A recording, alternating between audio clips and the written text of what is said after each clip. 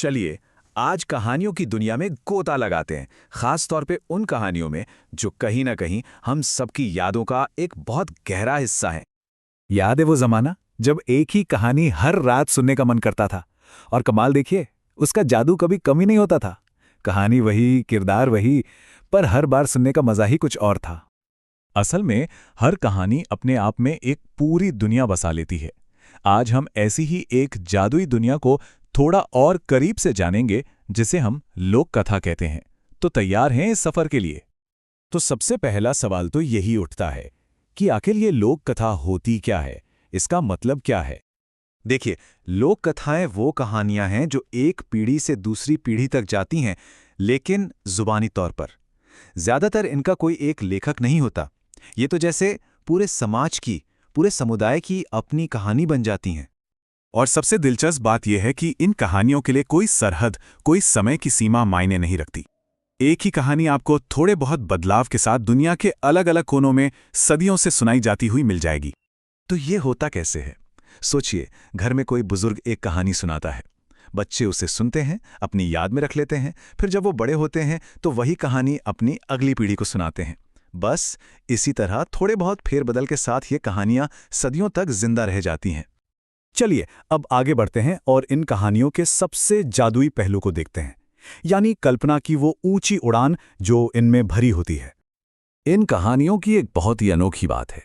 इनका माहौल, इनकी सेटिंग, वो तो अक्सर बड़ी आम सी रोजमर्रा की जिंदगी जैसी होती है, लेकिन उसी साधारण से माहौल में कल्पना ऐसी जबरदस्त उड़ान भरती है कि बस हम हैरान रह जाते हैं।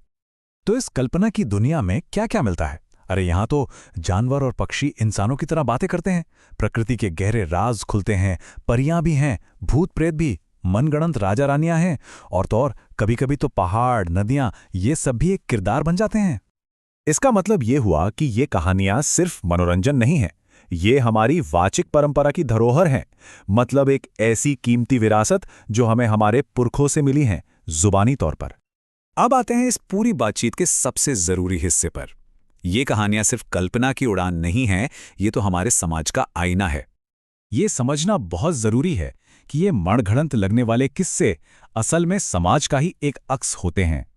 हमारी जिंदगी की सच्चाइयां, हमारे रिश्ते, हमारे डर, हमारी उम्मीदें, सब कुछ इनमें छुपा होता है। तो ये आईना हमें दिखाता क्या है? देखिए, हमारी जिंदगी में सुख दुख आते हैं। कहानियों के हीरो के साथ भी यही होता है। हम हारते हैं, जीतते हैं, किरदारों के साथ भी यही होता है। और सबसे बड़ी बात, अच्छाई और बुराई के बीच की जो लड़ाई हम अपनी जिंदगी में लड़ते हैं, वही इन कहानियों का दिल होती है। और किसी बच्चे के लिए तो ये सिर्फ एक कहानी होती ही नहीं, उनके लिए तो ये एक जीती जागती दुनिया बन जाती है, जिसमें वो खुद को हीरो की जगह रखकर जीना सीखते हैं, मुश्किलों से लड़ना सीखते हैं। तो चलिए अब इन सारी बातों को समेटते हैं और समझते हैं कि इन पुरानी कहानियों की गूंज आज भी इतनी गहरी क्यों है। तो देखिए, बात बस इतनी सी है।